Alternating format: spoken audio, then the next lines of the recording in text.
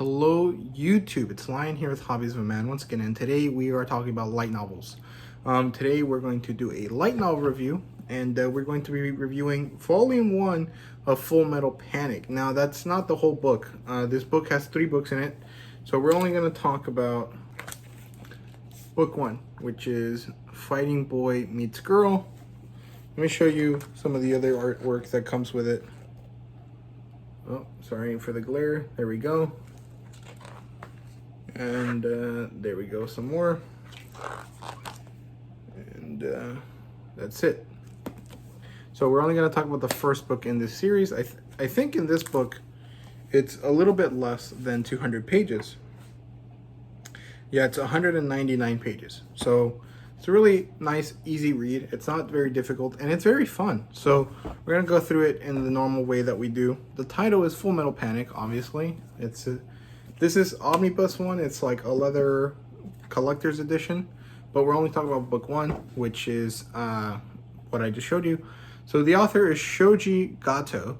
It's published by J Novel Club in these really cool editions, and the genre is action, mecha, military, and I would almost classify it as romance or slice of life as well. It does have a lot of elements like that. So it does have an anime adaptation, but I've never watched it, although a lot of people sing like lots of praises for it, so I guess it's probably good.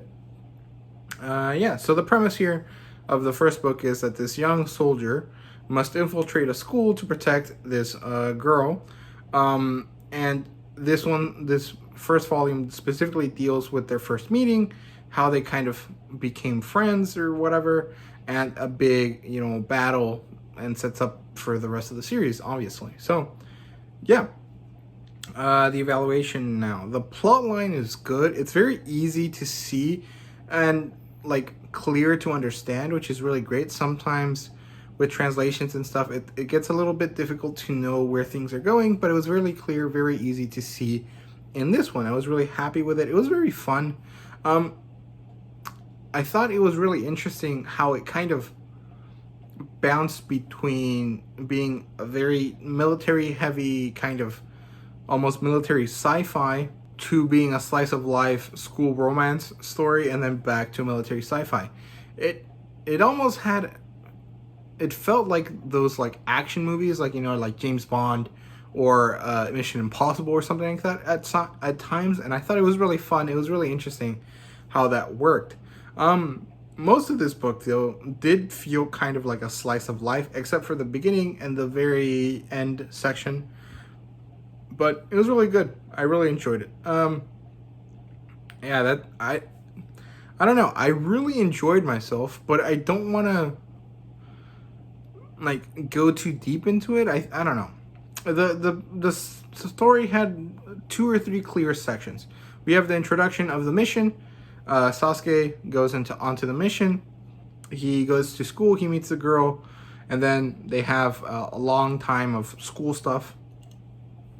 And then they go on a trip, and then stuff goes wrong, and that's when Sasuke does his super awesome James Bond, Ethan Hunt type of stuff, which was really awesome. Really enjoyed it.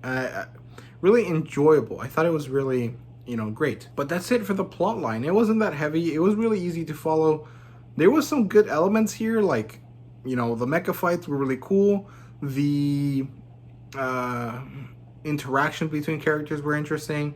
The history between characters was pretty interesting as well. Some of them had history.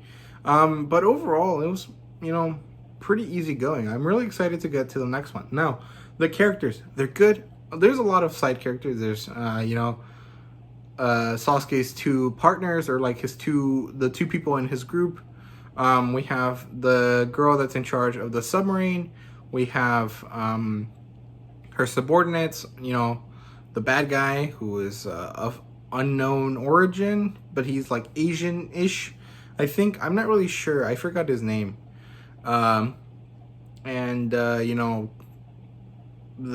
girl Kaname, and her friends and stuff. There's a lot of secondary characters, but the really important ones here are just Sasuke and Kaname. Now Sasuke is kind of interesting, but he's also kind of sadness inducing because he's like a child soldier essentially, and he does not act like a teenager. He acts like a very, very military guy. He doesn't do anything except think of the mission. He doesn't have anything interesting about him that's not related to the military. And it's really interesting. It's really sad. Like, God, this guy never got to be a kid kind of thing. And he contrasts good with Kaname, who is the complete opposite of that. And then they kind of meet in the middle somewhere, and it's really well done how they interact. I really enjoy it. It's pretty funny as well, because most of the time Kaname just thinks he's a fucking creep, which, fair. But it's great. It really works nicely. I really enjoyed it. I like the background that is hinted at between Sasuke and the bad guy. I can't remember his name, but you know, they kind of work as two sides of the same coin for a bit. It was really interesting how it all kind of worked. I really enjoyed myself reading this. The world building here was really good. It all kind of was based around the sci-fi stuff, and it wasn't really that heavy, but the semi-scientific lingo and jargon and stuff was good. The development of the fact that, you know, it's an alternate version of our Earth in the 1980s.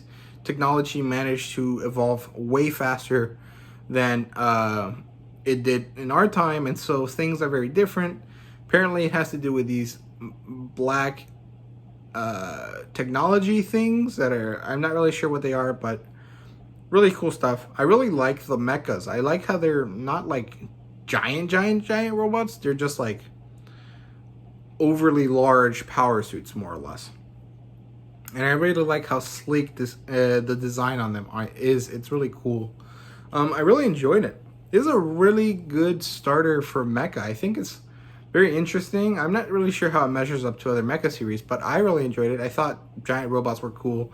I like the military sci-fi aspects of it, and I enjoy the flipping between easygoing slice of life and hardcore science, like science fiction military stuff. It was really good. Now, the art here is pretty nice in the color images, like I showed you guys. It's definitely an older style, but it's not bad. I really enjoyed it. Now, the actual images in the book while you're reading, some of them are really cool and some of them are not that great. And it's because there's a lot of black everywhere. It's a lot of shadow, a lot of blocking out of sections with black, and it works for contrast, but it makes it difficult to like enjoy the art, because you're just like, oh, okay, it's just a big piece of black on a white page. Why do I care? But that might be a me problem, not a art problem. I'm not sure.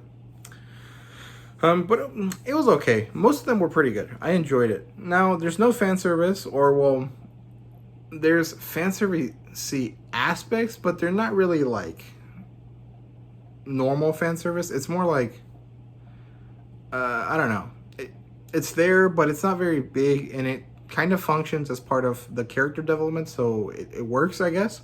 But yeah, that's basically it. The rating here, I would give this a 4 out of 5. I thought it was really good, really interesting. I'm really looking forward to the next one, but it didn't blow my socks off that much, and I'm not really sure why that was. Maybe I was not feeling it, or well, not feeling it that much, or I was just thinking it was going to be something else and it wasn't. I'm not really sure, but I did enjoy it a lot, just not enough to give it a 5.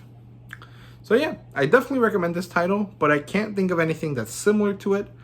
I guess I could name off a bunch of mecha stuff, but I don't know if any of it is similar to this. This might be its own kind of thing, so I'm not sure. But yeah, thank you guys very much for watching. I really appreciate it. If you did please like, subscribe, and comment down below. Let me know what you guys thought. And I really appreciate you guys. So, see you guys later.